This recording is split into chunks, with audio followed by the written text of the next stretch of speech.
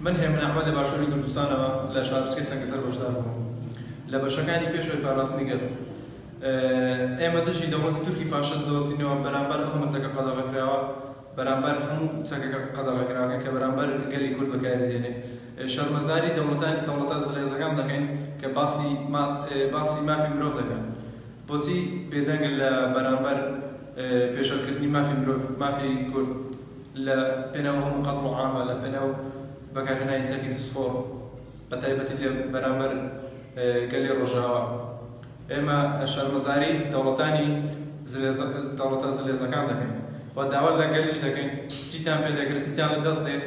بیکەن بەرامبەر ئەو ناحقی داگیرکاریە.